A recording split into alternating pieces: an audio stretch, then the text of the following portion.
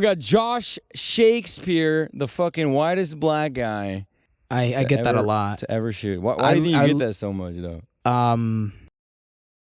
People associate how I talk with being white. Okay. Unfortunately.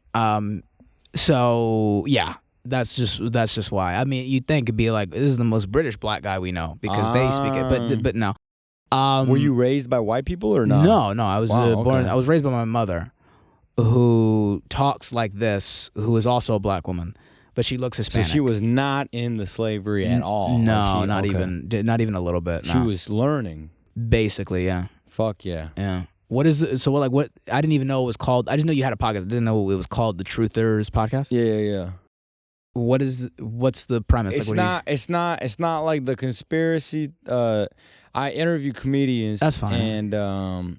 And the premise is like saying what's on your mind, like being like the truth, as in like the truth of like how you feel, or like what. It's like therapy, basically. Okay, all right. I'm down for anything, so it doesn't matter.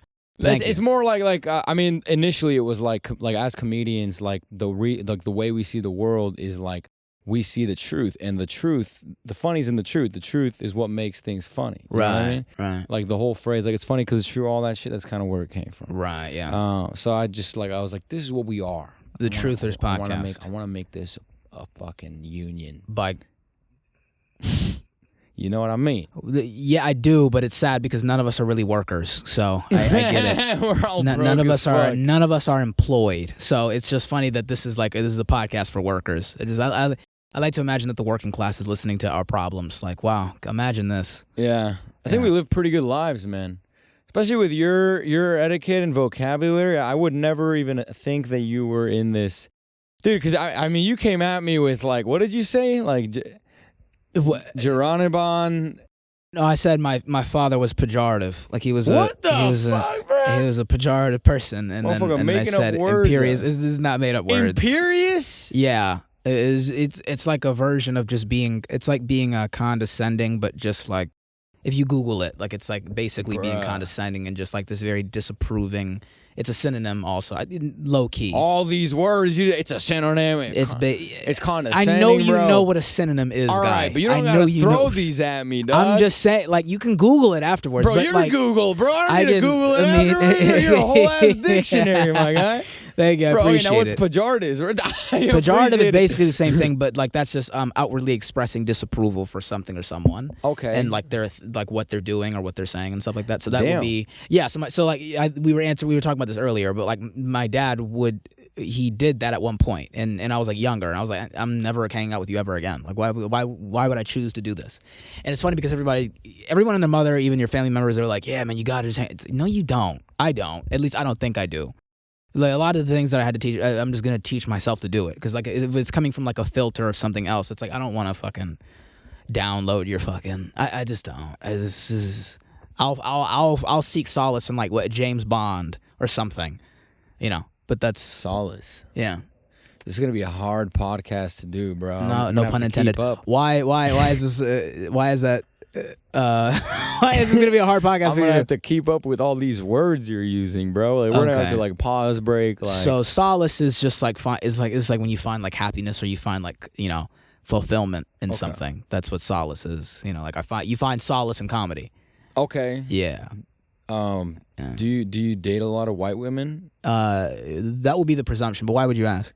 Oh no, just like I think that a white dad would love you. You'd think. It's getting worse now, but really, I don't know. This is like a joke I make, but like I think it might get worse. But let's see. I haven't met a lot of I haven't met like really any white fathers, and I wouldn't imagine that they would approve of me just because like white doesn't equate to because we have like white fathers all over Los Angeles that are fucking idiots that are like stupid. So it doesn't necessarily mean that they would like me, but I'm sure that they would think that I was, I'm like a cute and upright. That by the way, mind you, that's like the only thing that they could look at immediately from like he's like a safe black person, and then that's about it. But once they hear me like talk about like what I actually believe in or like any of the policies or anything, you're like a mad Republican. Basically, that's what people keep saying. I get that a lot. It's very funny too. I don't even know. Oh, I mean, shit. I don't make enough money to be a Republican. Even if I try, me, So no, I'm not a Republican. I'm very middle of the road, very centrist, and I just talk like this. So people just automatically, people in Los Angeles compartmentalize, and they're like, "Oh my God, bro!" Okay, I'm gonna try my best to not. You gotta I'm dumb gonna try. it down. I'm gonna dumb it down. 23 years, bro. Okay, all right. Okay. All right. I'm 24, by the way, so that's funny. Bro, how I want you to that. talk like you're talking to a 6-year-old. All right. All right. Okay. I'm not wearing the SpongeBob onesie for nothing, dog. Okay. I'm trying to send you some messages, bro. Okay. And you're out here using words like presumptuous. Okay, so it's just all right. Okay, so we got intelligigus. that's not. bro. You're just making up words that don't even. All right. Okay. Let's see. What did I just say? I said. What word did I use? Okay. So bottom line. Okay. Right. So what people do, what people do in Los Angeles is they make thinking. Oh, I accidentally pressed the button. Talk. Hello. No, you're good. Testing. Okay. So what they do is they when I say they compartmentalize, what they do is they make thinking easier for themselves by just not thinking at all. So they'll hear me talk and they'll hear me make like a very valid point and they'll be like, okay, incel or something like that. Basically, because they're mentally lazy. They're mentally So weak. you're saying that people don't want to make the effort to critically think for themselves. And that's why they make the assumption that you're Republican or conservative because of your etiquette, because of how well I speak, vocabulary. and because I'm very willing to debate anyone on anything and talk about anything, and a lot of my ideals and a lot of my viewpoints are bleed themselves into my act and my content on social media. So, yeah. So, but like people in Los Angeles, it's funny because this guy, I'm blanking on his name. I think it's like Jay Harris or something. I forgot, but like I made a post recently, and he was like, "You got to be the most hated comedian in LA right now." And I was like, "I'm not the most hated, but some like, of the shit you post is out of pocket, but that's how you should be doing it." Thank you, I appreciate that. I'm that's the first you I've should heard. never like fucking submit to society. Yeah, I'd like to say that back in the day, this was just being a comedian.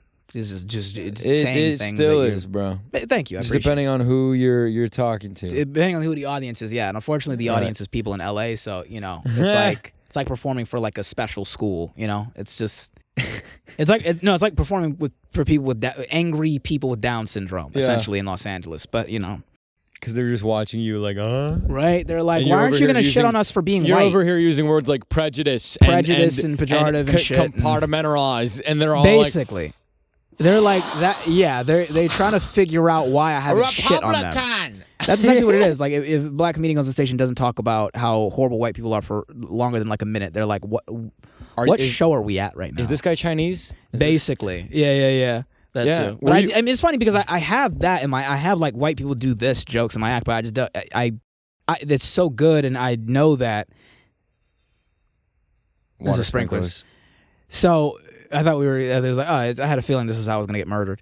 No, this is just how life is in a van. That's good, but yeah, like I have those jokes in my act and stuff like that too. But it's just like because it's too easy to do by LA standards. Was that too big of a word for you? You understand what standards are, right? Please explain. No, but because by LA standards, it's just too easy to do. It's like at that point, it's like low hanging fruit to do jokes about like Trump or in LA specifically. No, your jokes are pretty clever, bro. Thank you. And obviously, I mean, you got to kind of like dive into like the character of who you are and like your yourself, but also like whatever observations you have about the world and like morph them together. Yeah, that's one thing I don't think I've actually seen a lot of is like you talking about like your personal life. I don't think I've seen that a lot. Yeah, no, I don't. I just go off of just people just don't really care. So I just why? Nah, bro, that's what we care about the most, bro. I mean, I don't know shit about like. Were you an A+ student? No, like with this not at all. This vocabulary, I'm getting like really. No, actually, I was one of those people that's like so smart that like I don't like school.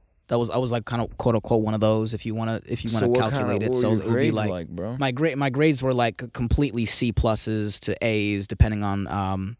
It's funny because I did make the honor roll at one point when I was in school. Yeah, I think it was junior year in high school, I made the honor roll for 1 year. That was nice. And I think it was just because this is where it comes like into being so smart that you don't like school. Where it's like it's only because I had like 3 classes because I did so well and I had like I think enough credits.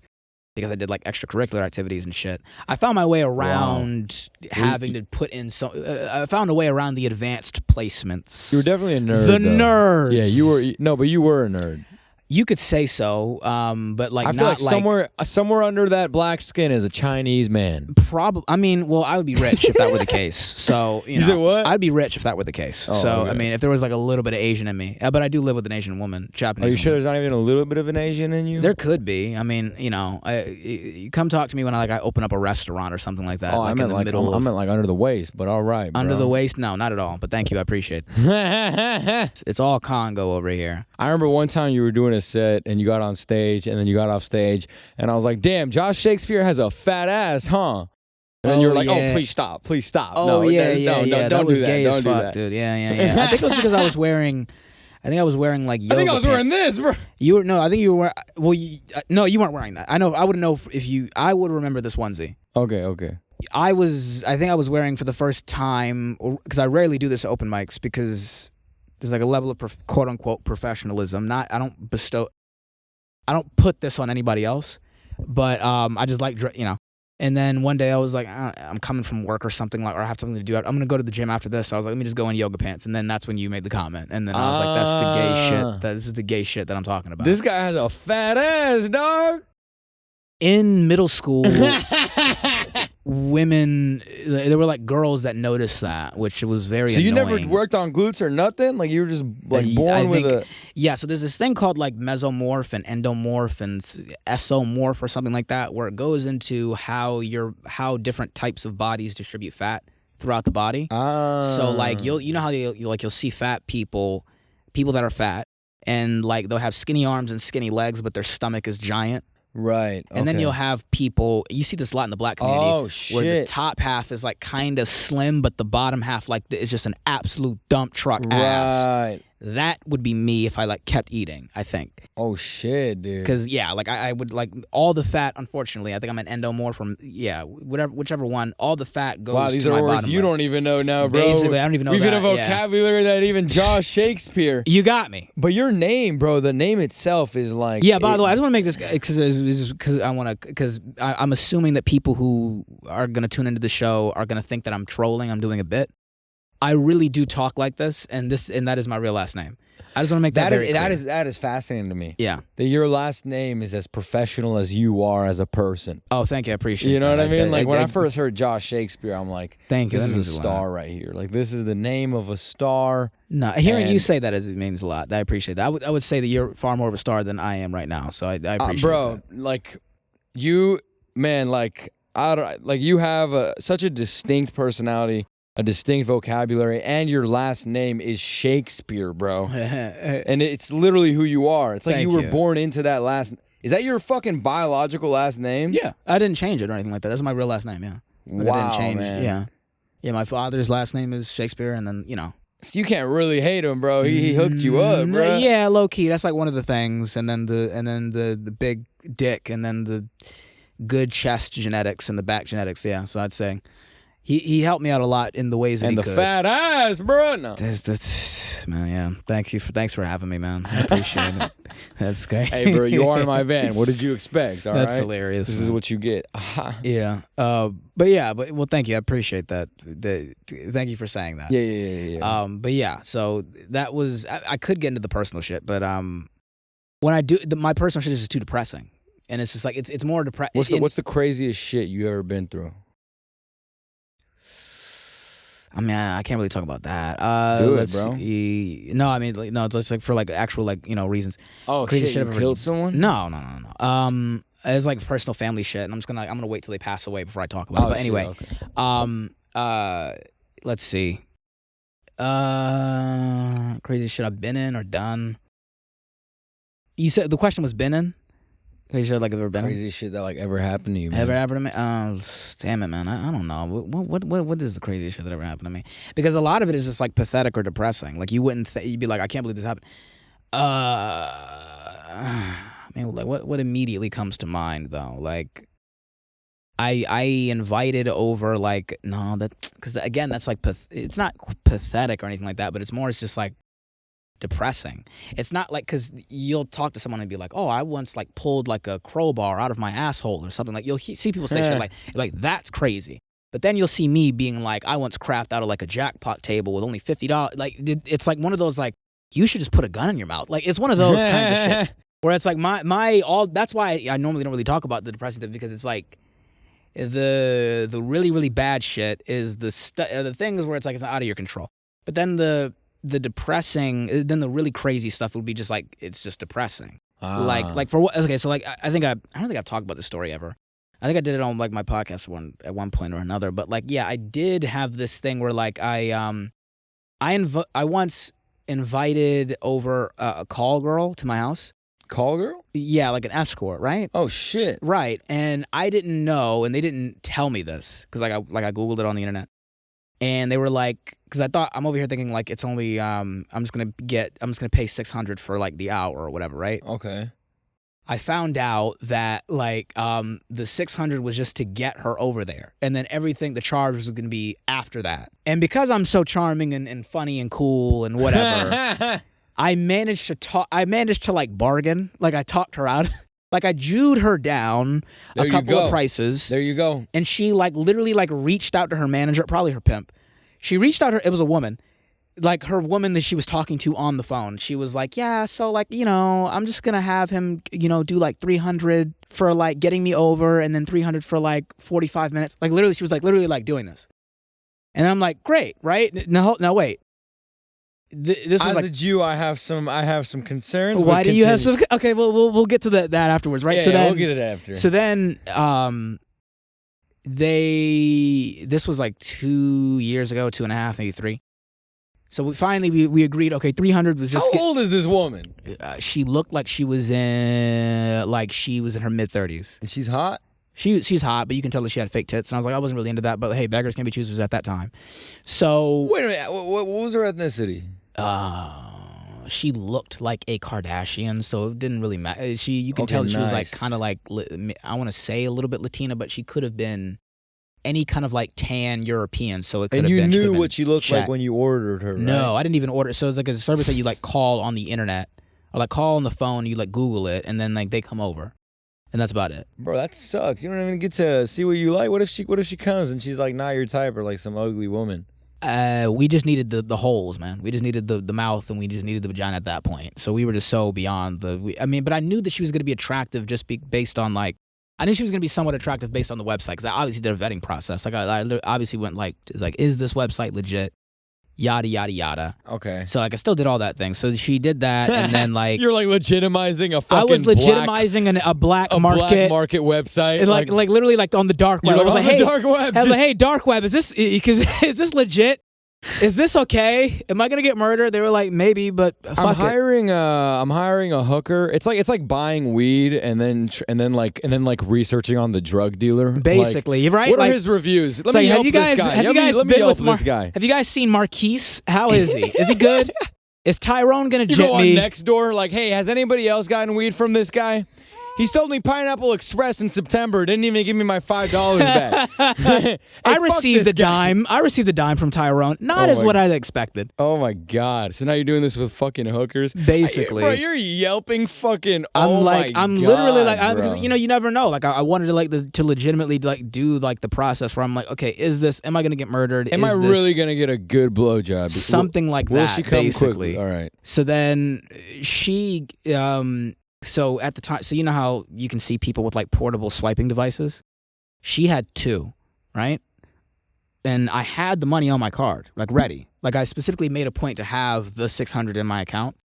And thankfully, that's a lot of money. It is. But it was a thing at the time where I was like making enough money based off of like the stimulus checks and shit. So I was like, fuck, fuck. Really, by the way, this is not indicative of any of my financial decisions, bro, prior or beyond. You're like a really bad investor. At the time, yeah. But I just want to make that very clear. Like this is like a one-off where I'm like, I have fuck money. I'm gonna die. Or I'm probably gonna die. We'll see. Okay. So I was like, all right, great. And by the way, don't quote me on the 600 because it may have just been 300. But so she swipes the card on the first device, right? It didn't go through. By the way, I'm a believer in divine intervention and God and in the universe and shit like that too. And like if things aren't meant to be, it's not meant to be. And if you're not meant to do this thing, then something is gonna stop. So she swipes the card once, she swipes like 6 times on one of the devices. Doesn't go through, right? And I go, okay, so all right. Then she pulls out a second card swiper that she has in her purse. And she plugs the first device into the wall, and I'm looking at it charging. And then she takes out the second device. She swipes that a couple of times. It doesn't go through at all. Then like the other charger is like finished. Like it's finished charging. And then she swipes it again. Nothing. So I still had, we were just like, so should we just call it? Like, wow, this guy is poor. No, it's not even that. It's just like, it wouldn't, it's not even that it's poor, because I'm like, I know for a fact that I look at it. Yeah, right, there's that too. This guy got small dick energy, bro. There you go. So then we swipe both of them. It doesn't happen. Okay. And then she just leaves. So we was like, yeah, it was great. It was great. Yeah, it was great. There's no money. So what are you going to do? So, she was like, thank you. I was like, yeah, right. He was like, I was like, do you want some water? She was like, it's fine. It's great. I think I got her water or whatever. And then, that was it. And she was, we talked for a little bit and that was it. And she just got up and left. So I didn't fuck that night. And I just managed to keep $600 and I saved my money and put it and invested in other shit. But you talked? We just talked, yeah. What did you talk about with this escort? How was your day? Like you just asked, before you'd ask like very normal pre-sex questions, which is just like, how was your day? Nah, bro, I go right into like, yo, do you like it when Taiwanese people I don't even sneeze, or you not into that shit? That's probably why I'm in that predicament, is because that's just not the type of person that I am to do that. You're a good guy. Unfortunately. Yeah, dude, I'm not gonna lie, bro. The way you started this out, I'm thinking like, you said you were bargaining? Basically, not bargaining. It was more bargain? Like what was that? What was the bargain? The bargaining, quote unquote, was just me not, because she told me this when she got there, was that the 300 was just to get her over there, which I did not know. And I called them on the phone and I was like, oh, so it's just gonna be 600? She's like, yeah. So I was like, okay, cool. And by the way, mind you, this is one of the craziest things, one crazy thing that I've done. That like I'm like, it's not even crazy. That's and it's pretty personal, crazy, bro. My crazy. I mean, it would have been crazier if you fucked or something. It would have been crazy if I fucked, but I was gonna say my craziest was how I met Jiayang Summers. Was I was at a mic and she was sitting in the back, and then I just totally farted on the mic, and then I'm talking about? The room went what? You see how you're crazy versus my crazy is like, continue. The room went silent, and I just I just vacuumed it in. Hide the evidence. That's more disgusting than it is crazy. I almost got kicked out for farting on a mic. That's what happened. Funny. And then she gets on stage and she's like, "Did this guy just fart on my microphone? That's disgusting. I'm gonna make you a play date with my son. I'm gonna make you a play that you can do each other homework." That's hilarious. And I was like, "Gang, gang." I forgot. You think I could do his homework? I don't even know this word. Premedicate. Huh? Premedicate? I don't know, bro. Enough. I'm struggling out Premedicated. Premeditated? No, you know what? Let's just forget I said anything. Don't worry about it. But yeah, because that sounded like a word though, like a real word. Yeah. But yeah, I know what premeditated means. Yeah, of course, I know you do. Like when you like before you meditate. That's not what that means. But thank you. That's not what that means. But thank you for the. Like right before you meditate, you got to do a breathing exercise. No. You got to premeditate. No, the meditation is the breathing exercise is the meditation. No, people don't realize. So you got to premeditate. You got to take a few deep breaths before you meditate and take a deep breath. And then you meditate. You take the actual deep breaths. Basically. You premeditate. Yeah. That's what premeditate means. That's what you got to do. Basically. You know your camera's almost out of battery? Yeah. Okay, just making sure you know. It's just one charge. Okay, great. Thank God. Yeah. But yeah. So I mean, I have crazy stories like that. I was once an accessory to armed robbery. That was pretty fun. Yeah, I got robbed like 3 weeks ago. I can't tell if any of the stories that you tell about you being robbed in this van are true. Why? Because the glass isn't broken and I mean, you just have many stories. And I don't want to blow the spot up. No, I just have two that. stories. Okay. Wait, you heard the second one? I think so, yeah. That was the night of, bro. Oh, okay. That was the night after. Right, I couldn't tell if it's that right was... here, yeah. I can show you after, but you can kind of see it's already broken. Oh, okay, but yeah. It's like you can go through it. Oh, shit. Yeah, he broke it. Oh, see, that's what I'm saying. So, like, I couldn't tell if it was...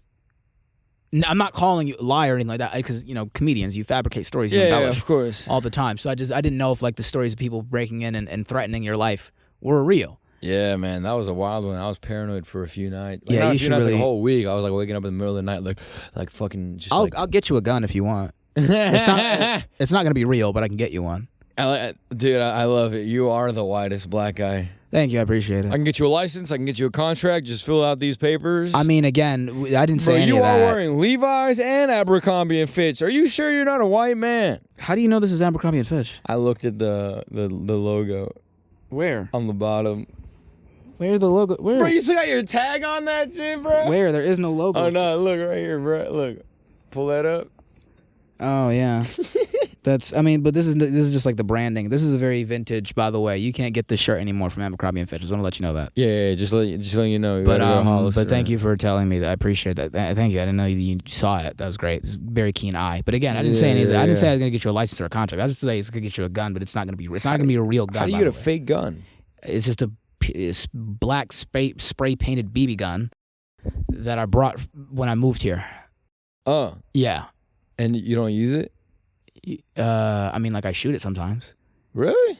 Yeah, you can just like find like a area with like the woods and get like a can or some shit like that. It'd be metal or plastic, but you're like plotting on a school, like man, basically something like that. But a lot of the times you don't even need just to. White people. A lot of times you don't even need to. A lot of the times, not all of them, but a lot of times you don't even need to use quote unquote use it or shoot it. You just need to show people that you have the gun, and then they'll probably like be. Oh, you don't want to use it, bro. No, of course that's the problem. Is when you have a gun, you got to now follow through. You have like gun problems, yeah. Yeah. You have gun problems. That's one part, but the other part is just like, all right, let's say you're being tested now. Yeah. All right, shoot me there, bitch. Right. Then it's a problem, right? But like the whole point is you never having to get to that point. But if that's what I will say. I just about manipulated the dude. You know the story, but like, you just basically lied and said that you had a daughter in here. Exactly. And then, that was where my brain went, bro. My brain was just like, all right, guy. This is the only way to get you out. Is to tell you that I have a little girl in here. That's the one way to get a strange man who broke your window. Yeah, is to tell him that there's also a little girl inside the van. That's great. Yeah, he didn't give a fuck. I imagine anyone wouldn't, but anyone willing to break into the van wouldn't care. Yeah, but it was a poor train of thought for me, but it worked in the end. I'm very sorry that happened to you because that's a very violating feeling. Yeah, it was wild. But I still love my van, my fucking party bus. Yeah. What? Yeah. I just didn't think you would call it a party bus. Bro, is it not? Look at the vibes in here, bro. I wouldn't call it a bus, but yeah, I would call it a van. Party car. Party van. Party van. Yeah, party van. But that's not my crazy story. By the way. My crazy story for sure is the day that I was eating peanut M&Ms one time, and it was raining, and then I hear my dad screaming, and I run to my sister's room, and we find her lying there dead. That was the craziest. Who's dead? My sister. Is she dead now? You didn't know that? No. Bro, I make so many suicide jokes about my sister, bro. I saw you. So you have multiple sisters. Had. Well, I had two. Now I have one. Sorry to hear that. Bro, I thought you knew that shit, bro. No. I mean, we go to mics together, but like it's sporadic. But you're on your phone and shit. No, it's just very sporadic. I just don't know. Like it's very far in between. Yeah. Nah, yeah. It was 2021. Sorry. Oh, fuck. Yeah. That's very recent. I'm sorry about that. Yeah. She's dead. How? Suicide. Committed suicide. Okay, right. She committed suicide. How? Yeah. You're like, what'd she do, bro? I'm trying to take notes. I didn't. No. She overdosed. She swallowed 200 pills. 200 exactly? Yeah. But anyways, yeah, my sister's dead. Right. And, yeah, she's so dead meat, bro. Yeah, 200 pills, man. Rest in peace. In the fucking ground. Dude, you know what? That's the cool thing about being Jewish is that they do something called yeshiva, which is where, like, for 7 days after the death, people come into the house and they spend, like, the entire day with you. Like, there's, like, 50, 60 people at our house every single day. It was insane, dude. It was a rainy day.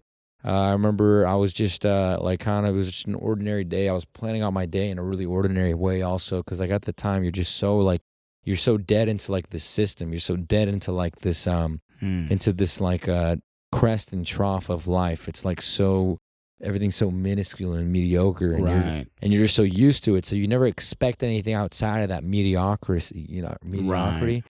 Right. Mr. Dictionary was mediocrity. Yes. Yeah, you never expect anything out of that mediocrity. Right. Know? And I remember just one day I'm just fucking I'm gonna go to the gym today. Probably like smoke some weed or something. Right. And my dad hear him screaming, run in the room. My sister's not breathing. She's purple. Like my dad, I'm trying to give her CPR. As I call 911, 911 like takes a while to show up. I'm like screaming at the firefighters.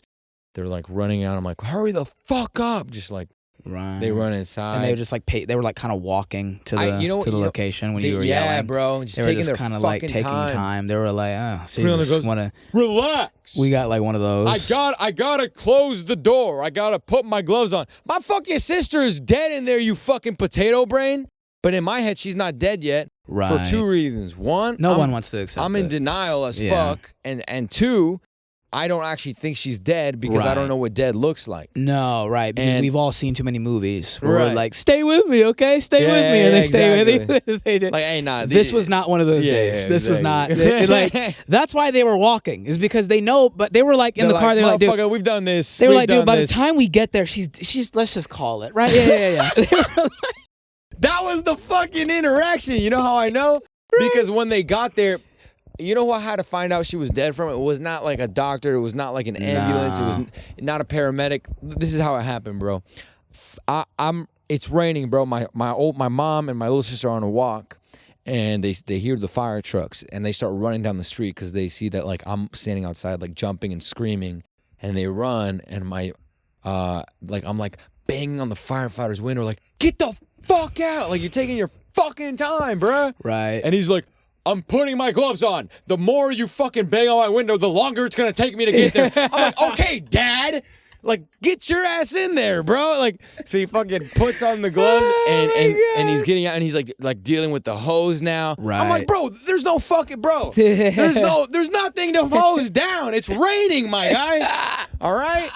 So he fucking starts walking over, like briskly walking into the house. And he goes in and he's like, and I walk him to her room. My dad's like trying to like bring her back to life with CPR, and it's over, bro. Like her mouth is like foaming, like her whole face is purple, her hands are purple. Like it was, it's over. It was a terrible sight, bro. And I was like struggling with a lot of like PTSD in the beginning, just like, but not like anything crazy, just getting a lot of flashbacks and stuff, But yeah, no, it wasn't like anything intense. It would just be like every once in a while I would like just come out of reality and just like relive it. But I was screaming at him because like he wasn't doing anything. He was just looking at her, and I was like, "Are you gonna fucking like do something?" And I was so like crippled down because I was so weak. I felt so weak, and he was just like I'm like, "Aren't you gonna do something?" And he's like, "No." And I was like, what the fuck's wrong with you? And then he just looks at me and he says this with like the harshest tone, which is like the worst thing to say to like a brother who just lost his sister. But you were, to be honest with you, you were kind of pissing him off. Though. I'm gonna be honest with you. If some, I'm just gonna take a step aside. I'm gonna play devil's advocate. If I had to show up to somebody's house from an apparent overdose, and I had you yelling at me like that, I'd be like, "Yeah, you're not even gonna offer me water. I'm not gonna do shoes on or off. Nothing. Like, I'm gonna be like, is this how you treat all your guests? Yeah, it's like, hey, listen. There's gonna be 2 bodies if you don't get the fuck out of my face. I'll tell you that right now. Like, I'd be like, hey, listen. Get this nigga out of my face right now before we have another problem. Before we have to call a second set of ambulances. Hey, Dad, you want 2 dead kids or 1? That's literally what. Yeah, but continue. But what did he say? In the harshest tone, bro.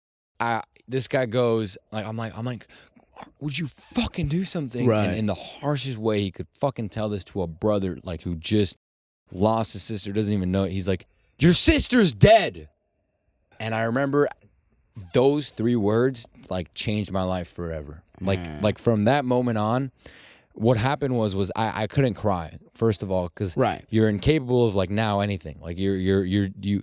I remember what I experienced was like for the first time in my entire life, it was just a total numbness due to shock. And what happened to me was it was probably the only time in my life where I can ever say that I had a deeper understanding of time, because time just stopped existing. Like time was not moving. It was not a factor of life for like a good 6 hours from that point on, because everything just stopped. Like it was kind of like you're so used to this binary, like this regular pattern of life that you don't think anything will ever happen to take you out of it. And if you want to look at it, like, I guess statistically, if you think about like a wave, like every wave has like a crest and a trough, right? So you're kind of used to this pattern, and then one day you just go from this to just fucking there, and now you've never experienced anything like this. And I remember just sitting there, and I remember just being like I remember what happened was I fell on my knees, and I couldn't speak and I couldn't move for 6 hours, and I remember my mom, like, so when I was outside banging on the fire truck, my mom, I was the one who had to tell my mom, because like she came screaming like, "What's going on?" And like my little sister's like in shock, and I had to tell my mom. I remember saying like, "Stav's not breathing," and my mom runs in the room, and then she runs back outside and just screams, and just hearing the screams just fucking killed me, bro. And I remember running. I remember running inside, and then when I got those words, my mom grabbed me and she sat me down on the couch, and like my mom's like maternal instincts like really kicked in at that moment, because like she became really calm, and she just like she like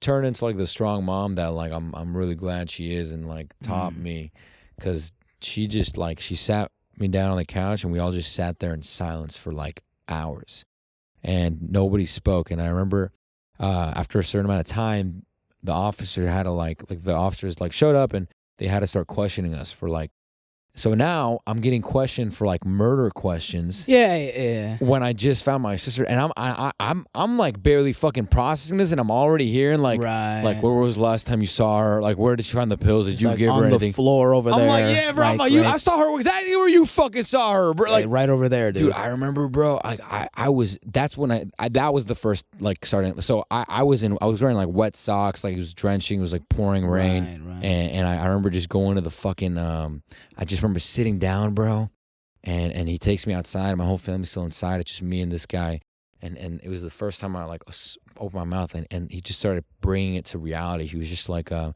was the last time you saw her? How did she? What do you think she did? Like all these things." And I remember I just couldn't even answer the questions. I just started crying. My mom sees me crying from like the window, so she comes inside and she's like, "All right, leave him the fuck alone." You know what I mean? Right. And then she puts a blanket around me and like walks me inside. And all my neighbors are like surrounding the house, like fucking taking pictures, like posting it on Nextdoor. Everyone's trying to get the Nextdoor clout. Like, anybody see this? Anybody see these ambulances? My got 8 likes, bitch. My ambulance. I got this angle, motherfucker. They're taking like RT photos of the ambulance, like with my house, photo like, and shit. Fucking like, local home. 8 ambulances surround dead sister and family, like, and it's raining too. Be safe out there, fellas. Motherfuckers in there with like cinematic photography, like fuck, man. Fucking, that's a very sick day, dude. Yeah, dude. I mean, long story short, I'll just get to it. The worst part of it. This is probably the worst thing I ever. This was probably like the pinnacle of it.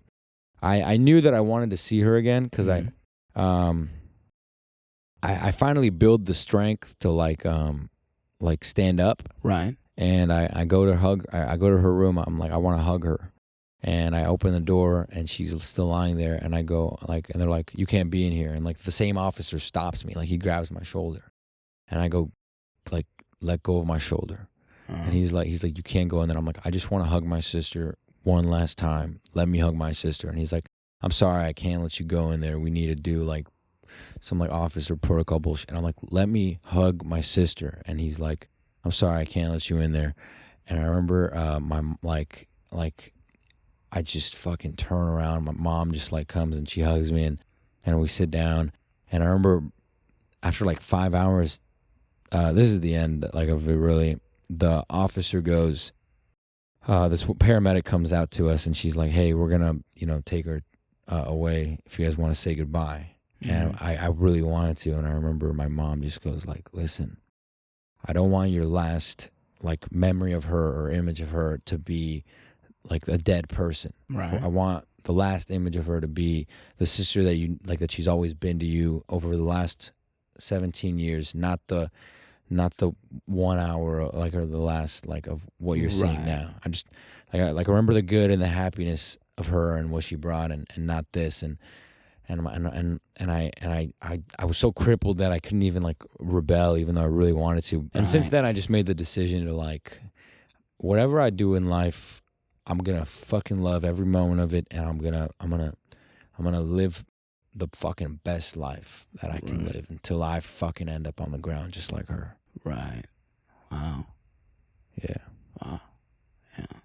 This is kind of like my prostitute story. This is like kind of like it. I was like, yeah. So low it's like, key, it's bro. Low key, it's like the same thing. Transaction didn't go through, so you had to walk her out. Right, like, I had to leave. Right, I was like, let me just see her one last time, and then she just kind of So it's kind of. So can I get you water? Can I get you a water? Yeah, we're not really like comparing or anything like that. But as far as like having like the same crazy situation. days, right? Yeah, yeah, we get it. Yeah, I totally understand. I'm sorry about that though. That's very fucked up. In fact, I think yours was kind of worse. You know what I mean? Like, no, you know what? Because like, man, like, if we're being real, you know what? I lost my sister, but you lost some pussy. You know what I mean? That was. I mean, I never had it, but. We both lost a pussy, but you lost one that could be like fucked, and you didn't get no insertion. No, so I apologize. I'm sorry for you. I'm sorry for your loss. No, actually. what's interesting though, as far as like, I mean, here's one of the craziest things I experienced, and this is not even like, so in that same vein though, right? So where I live currently, there's like, so next door to me, right, is this family, it's a Hispanic family and stuff like that. They're always so, they're next door, but like the stairway to the apartment complex is like, it's like on the side. You know how like motels are, and it's like a side kind of thing where the door is, like our house is facing this way, but when you step outside our house and then you look to the right, you can see a staircase.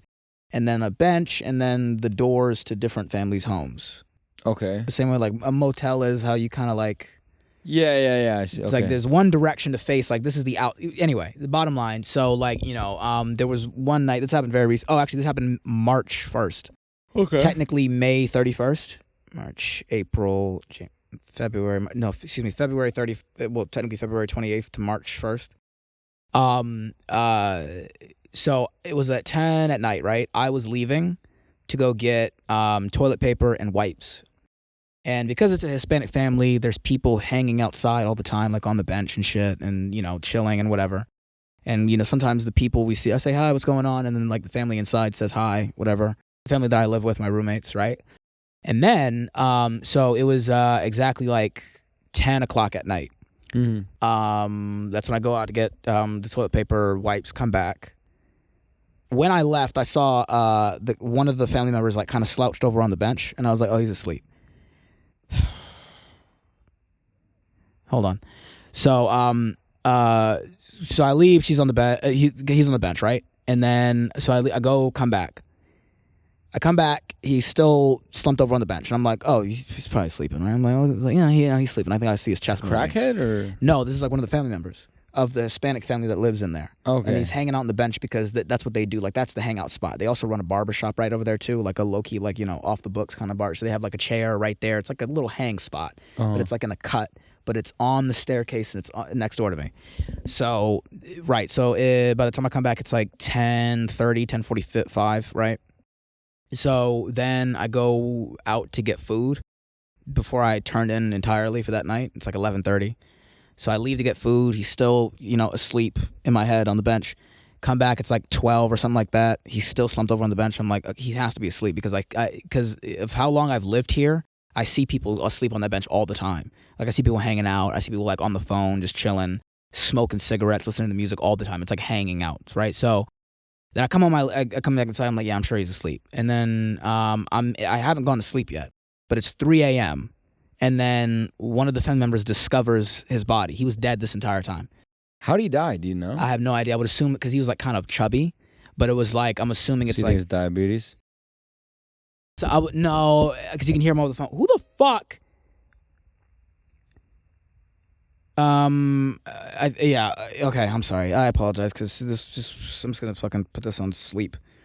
There we go. So anyway, it's about 3 a.m. and then you can hear. So like at 3 a.m. one of the prominent guys that like I hear all the time, like working on shit, discovers and he calls him Theo. I think it's his uncle, right? Theo, yeah. So he just keeps calling, right? And then it's 3 a.m. and then I hear the crying. And then I'm like, oh, so he was passed away this whole time, because I thought that he was asleep this entire time. Yeah. But he was slumped over in a way where it didn't look like he was moving, but like it was bad. So then I'm like, so at 3 a.m. I hear one family member and then another family member and then another family member start to slowly come and discover his body. And then you just hear, I have it like recorded. You have like, you just hear like because it was one of those things where it was just like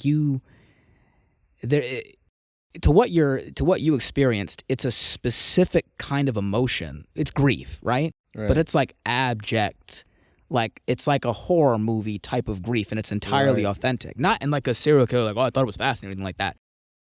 Because I took a video and I was going to post it. What was that? No, I'm saying it could be fascinating. And it can be fascinating. It can be, right, because when you look at like gritty art and you're like, there is beauty in it, right? So, but like, you know, I did the cliche like thing where like you recorded on, you know, IG, and then like, and then I was like, I'm not going to, I was like, I don't want to do this. I posted like a clip on it, and then like Forrest Wheeler, he saw it. And then it was only like 4 people that saw it, and I was like, let me just take this off, because this is not the time. That this is like very disrespectful. So, but yeah, like I had to listen, not had to, but like because they live right next door to my like room, I listened to an entire family discover that Tio, their uncle, passed away.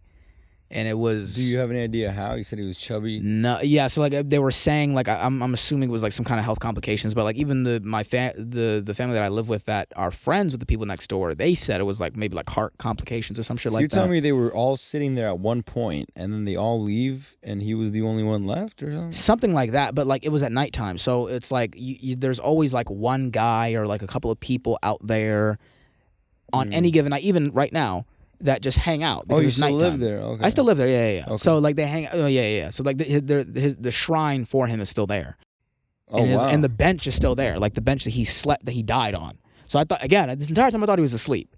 And it's a cool-ass bench, huh? It is, basically, you can say that. It's like a memorial bench now. Basically, yeah, because they did have to kind of like rearrange it a little bit, because you kind of want to. That sucks to be a memorial bench. Like I'd rather be a grave. You know, I don't want people sitting on me, bro. Right, sure. You could like you motherfucker putting their asses on my fucking death on face. the bench, like, bro, right where you sat, because he was slumped over pretty much, but yeah, so. Do you want to show us how he was slumped over? No, I'm okay. That would be very disrespectful. How does it look? It was he was just kind of like his hand was over the bench like this a little bit. So was he more like this or more like that? More like the first one, but his mouth was closed. So that's why I'm that's why in my head I'm like, he's sleeping. Right. Yeah. Whereas like when people are dead, their mouth is usually open. Like I made a point to look a little bit closer. I'm like, no, he's asleep. And it was at 3 a.m. that I finally figured it out, but due to the crying, I was like, dude, imagine dying though. Because like if there was a way to go out, I would probably the one where you go to sleep, because I didn't hear any choking, I didn't hear any like help. But the thing is, this is that like you might not hear it, but he feels it. Like imagine feeling yourself dying at that moment. Like just think of I've how imagined crazy that at points, but the only death that we ever, I think, truly imagine is the ones where you sleep the death off. You know, like where you the death is probably great. You know, because there's like 8 minutes of brain activity after you die. If you die lucky, like if you die in like a collision, or if you die like in a conventional way, there's like about 8 minutes of brain activity left. So I imagine like when you die, you don't immediately just things shut off. I was always curious like how Jews view suicide, or like, you know, what their relationship is with suicide, because you guys don't, if I'm correct, believe in a heaven. You just kind of believe that you're just dead and that's it, if I'm correct. So, but I wouldn't know, bro. You're the dictionary.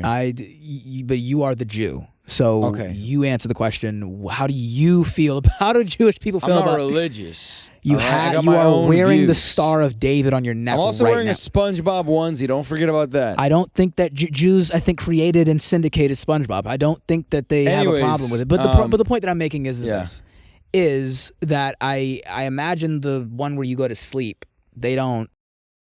I imagine that it's a little bit more peaceful, and there's more of like a psychedelic thing going on. That would be like, do you think that like there's like even a split second where in that sleep they kind of like feel like they're like this is death? Probably. Like there's like, because there's like failure, there's like something because something shuts off. Right. So like, you know, heart isn't pumping enough blood to the blood isn't pumping enough blood to the heart, or your oxygen valves or something gets cut off, or you have trouble breathing. I'm sure there's like a cough. I'm sure there's like a. there's just like a. And then their husband like rolls over, like, cover your mouth, Sally. Yeah, right. Something like that, right? It's like, will you again tonight? Can you knock it off, please? Yeah. And then he just rolls over, and then she's dead. So then he wakes up in the morning. Sally. Yeah. Sally. Yeah. You have a dentist appointment. It's 10:30. What's that smell? Oh fuck. Well, Sally, you smell like rotten eggs again. Basically. So I imagine that.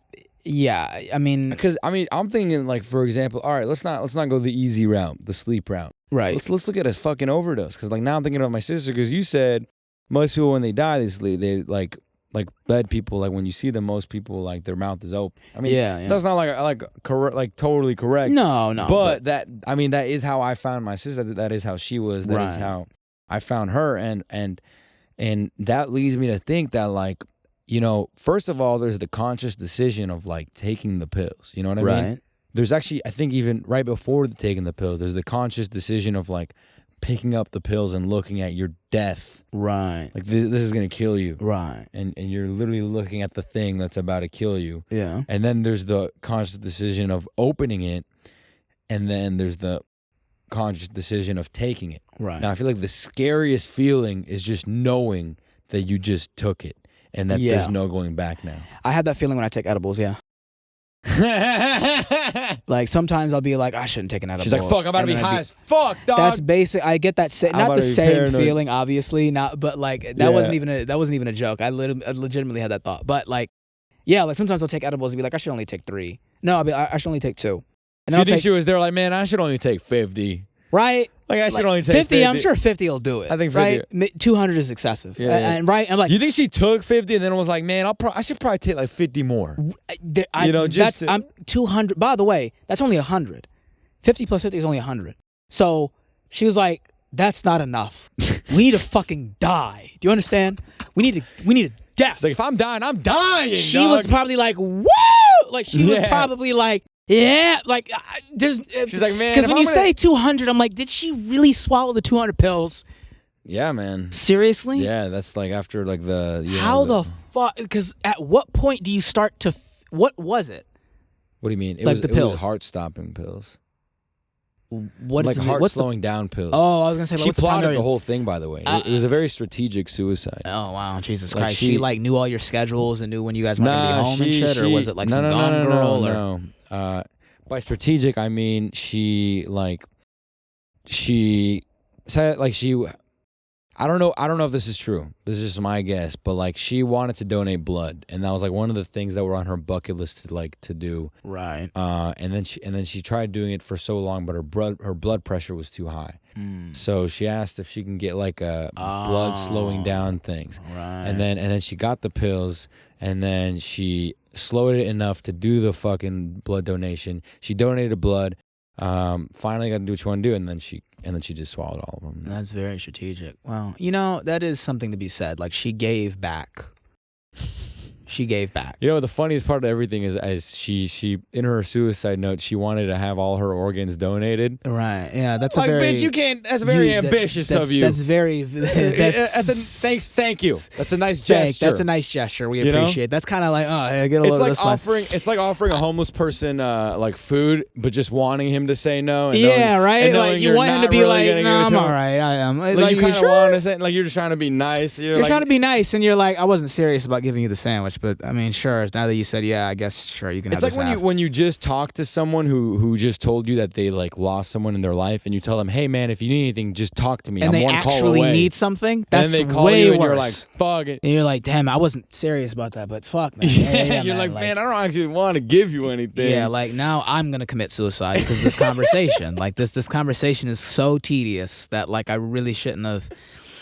In fact, it's actually exactly like that because you actually say that to get out of the conversation. Right. You're like, if you need anything, if you need anything at all, just let me know. Yeah. And then she kind of suicided like, hey, and just so you all know, I want you to give out all my organs away. Right. Like, and they're like, we're not. If people need my organs, just let them know I'm here for them. Yeah, we're going to cremate her. And then they found her shit. They're like, yeah. If I were, I'm surprised. If I were you guys, I would have found a way to find her blood. Like I would go to the hospital where she donated blood. Like, give me the fucking blood back. I don't want it. I would find a way to do that and be you know like, what's funny? My dog died on the same day, or like the day after. Stop. Yeah, That's not serious. You serious? Your dog died like the day after. The day after. Damn, bro.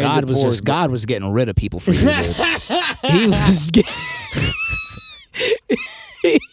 All right, take this bitch out and take the dog with him. He was getting people out of your life. Like, take this dude. bitch out and take the bitch with her. All right. He was getting rid of them. Holy shit, dude. And like, was it raining that day too? Yeah, it was raining the whole week. It was raining the whole week. Yeah. So he was like, might as well just knock it out. Right? He was like, we were gonna schedule this for the summer, but might as well, dude. Let's just fucking he took out a giant red pen and just circled the week for you. He was like, right here, we got him. Let's just kind of, right? Because nobody wants to go through this in the summer, right?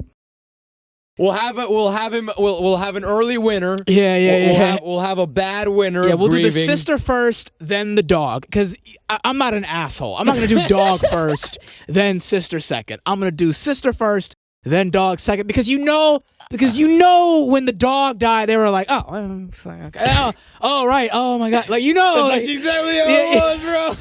You guys were like, like, all right, man, whatever. Fuck the dog, drama bro. queen. Will you get up, please? Like that was probably the dog. I'm sorry, I spit. That's probably the dog being like, I really wanted the attention. You guys kind of like stopped petting me for a day. What was that about? Oh, I can't take this anymore. Like it was one of those situations. Oh my god.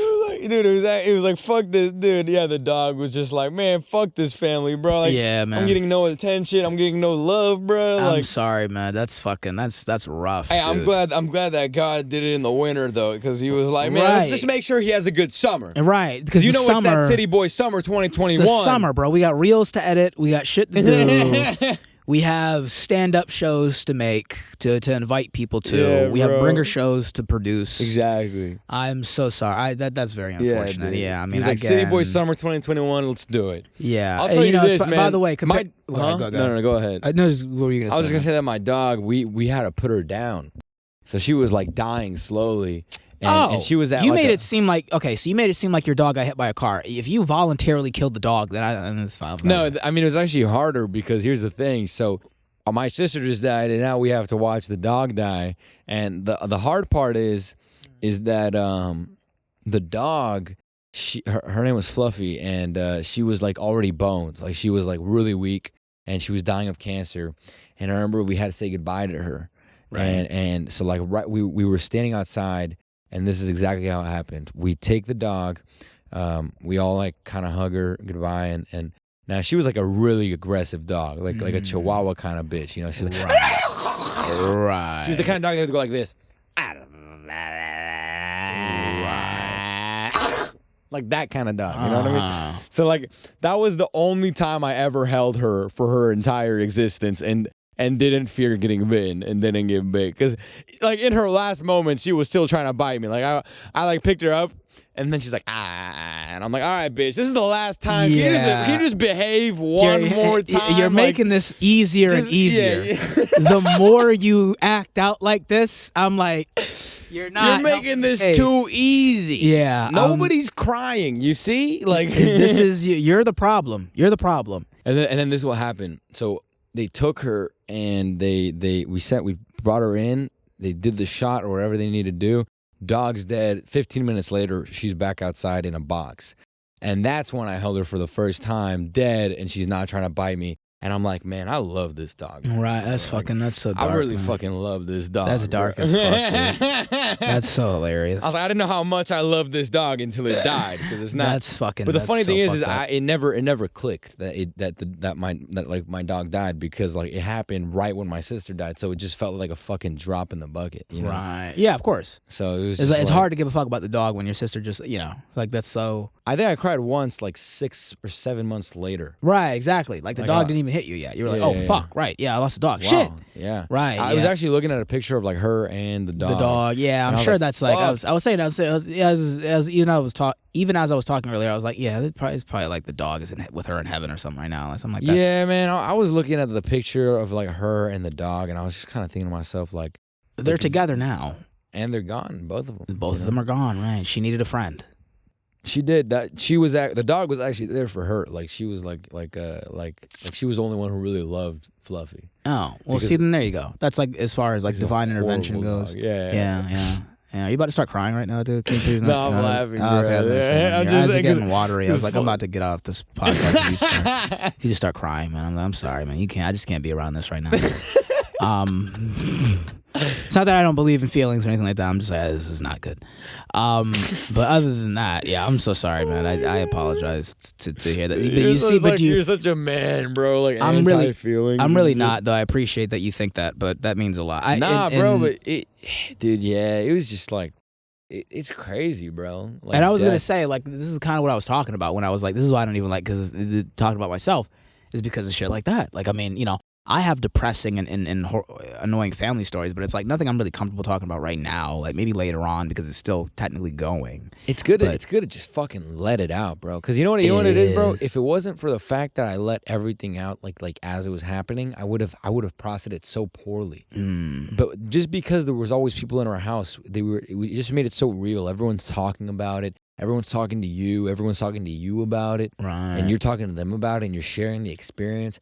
I remember, I think it was the next night, I called my friend who was like calling me over and over again, like, cause someone told him that, like, you probably saw the next door post. He's like, man, I saw a guy. He like called me. He's like, dude, bro, there's like 50 ambulances outside of your house. Dude, what was going on, bro? No, it was more like, yo, guy, I saw like some fire cinematography outside of your crib, bro. Oh, wow. I saw some guys taking some really nice fucking right. like, like, dude, is that Michael Bay outside your house, dude? Yeah, like just some like fire like photographer, bro. Right. He's like, yo, someone's taking some really artsy photos outside your crib with some ambulances. Everything okay? I'm like, yeah, bro. Like, and then I'm like, you should probably come over for this. And he came over, and I told him everything, and he also like kind of went through the same shock I went through. He's just like, wow. He's like a really facially expressive dude. Wow. So I remember he just looked at me like, damn, bro. That's some like, yeah. That's like it's a very Home Alone reaction. Yeah. Yeah, bro. Yeah, I'm sorry about that. Nah, man. Yeah, I'm saying I can't talk. I mean, no, I don't even want to top quote unquote that. But nah, yeah, it's just, man, it's very depressing, man. What was that thing we said right before the dog? Your sister? Yeah, but like, there was something about it. Like it was like you made like a good analogy about. She needed a friend. Oh no! It was before the dog. Analogy about death and like how it was. Man, oh yeah, no, I was just gonna say. Oh, this is actually what I was thinking. And I drifted away from this, but it was like the whole like her mouth was open, right, and she took 200 pills. The only thing that I think was like, obviously the whole thing is scary, but like, just I feel like there was two really scary moments, and I think it's like, one, knowing that you just swallowed the pills and there's no going back, right, and two, not knowing how long it's gonna be until you're about to die. That's exactly right. So and that you're about to fucking die. Same thing with edibles. I make a timer, right? So I'll set out a timer, right? So like it takes like so they like literally tell you like wait 30 to 40 minutes before the edibles hit you, right? So what I do is I set a timer. She's over here reading the manual, 30 to 40 minutes until death. Right, exactly. So they're like, so what she, I'm probably, because your sister sounds very smart.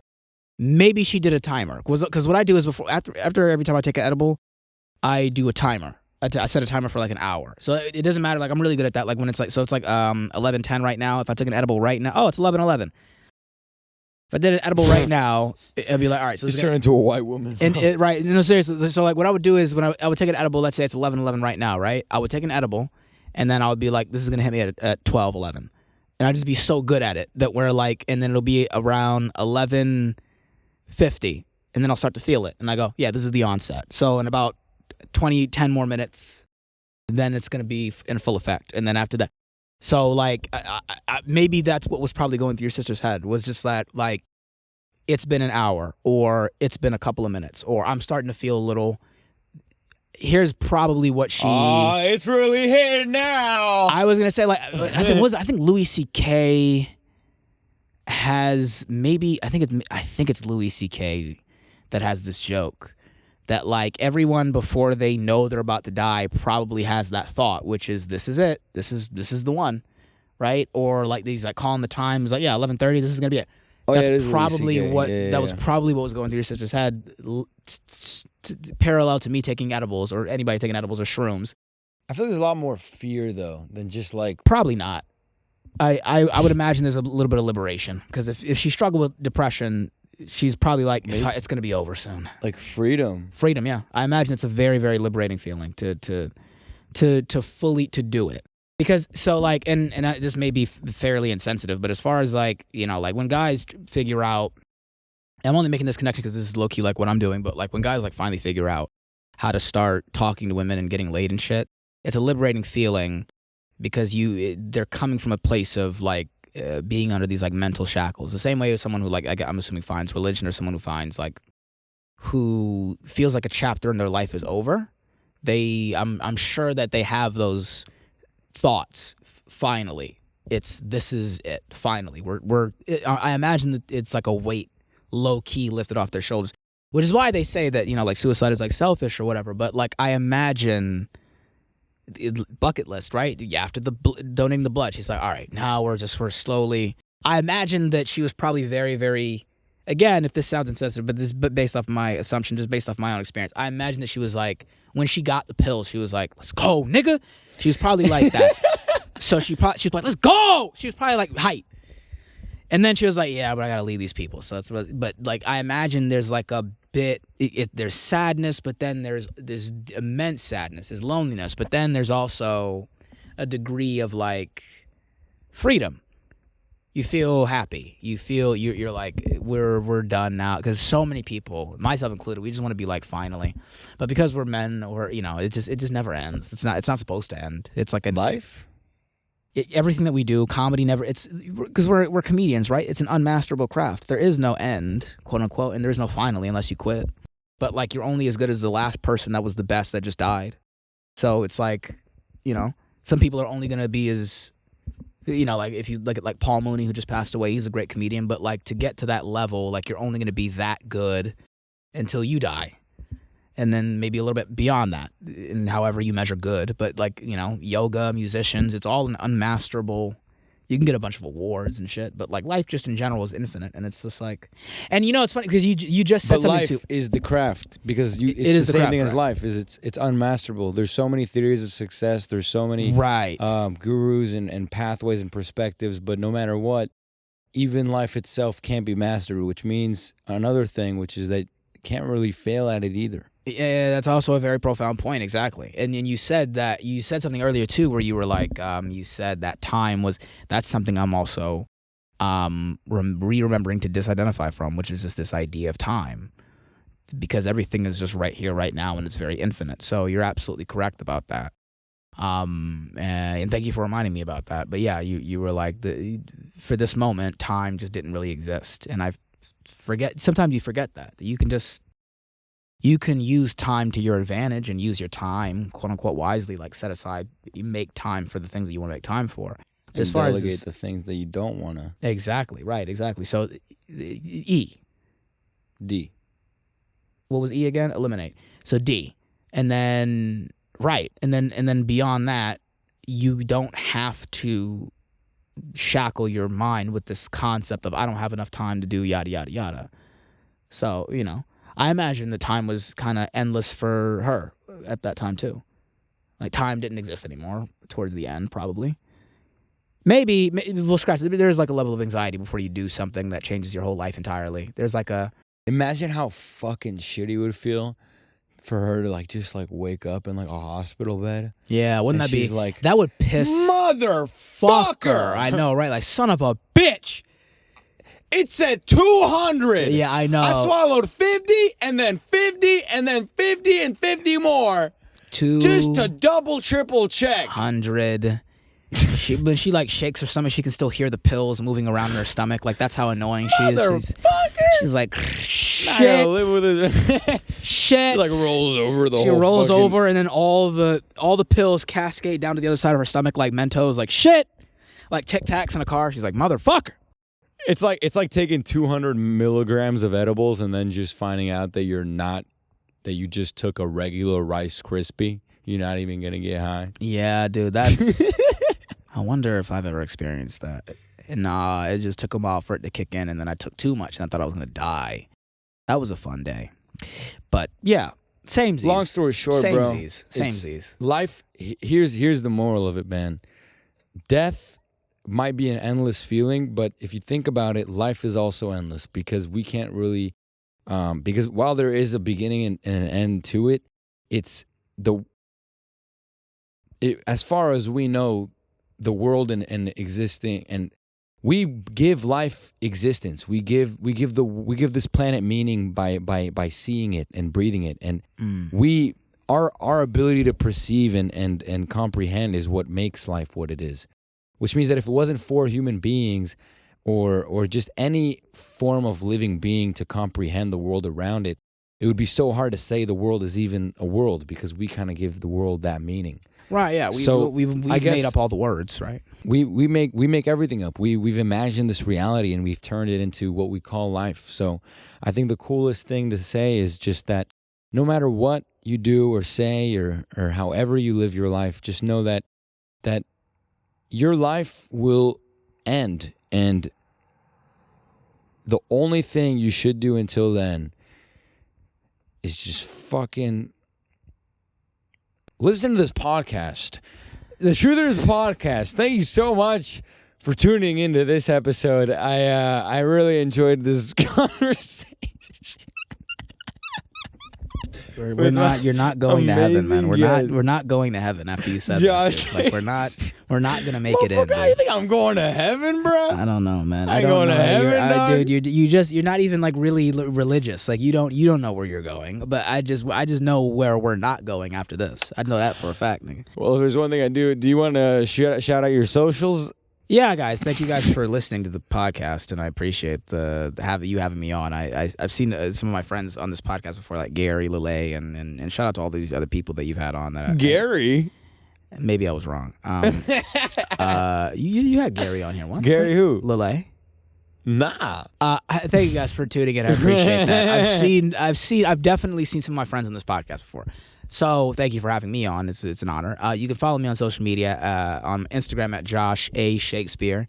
I am on X now. I'm on Twitter now after not being on it for years. You can follow me at Josh Shakespeare with no E at the end, just Josh Shakespeare with just an R at the end. You can follow me on Apple Music because I make playlists for fun. No, seriously, like lots of like training. I don't know why that was funny. Training playlists and music playlists and productivity playlists for music. All right, and I'll shit. attach his resume. You want to give them your Yelp in case they want to look at your reviews or something like Josh. that? I'm not on Yelp yet, but I'm on Facebook too, Josh Shakespeare, and then YouTube, Josh Shakespeare as well. Thank you guys. I appreciate. Sorry about that. All right, thank you for being on, bro. The whitest black dude. You guys got to stop with that shit. I'm the Joshest. I'm the realest nigga. I'm the Joshest. Bro, I feel like looking like that. You can't even say the N-word, bro. I can. I don't think I can say what the fuck I want. I'm Josh. That's it. Josh. We're the Joshiest. It's not even a black Joshes. name. You're a white guy. It's not. No, I don't identify as white guy. All right, bro. I used to make that joke though. I used to be like, I identify as white. Like I literally put that on my Instagram. I'd be like, white. It's okay. I'm white. I know you are, bro. But thank you, Josh Shakespeare. I'm satirical.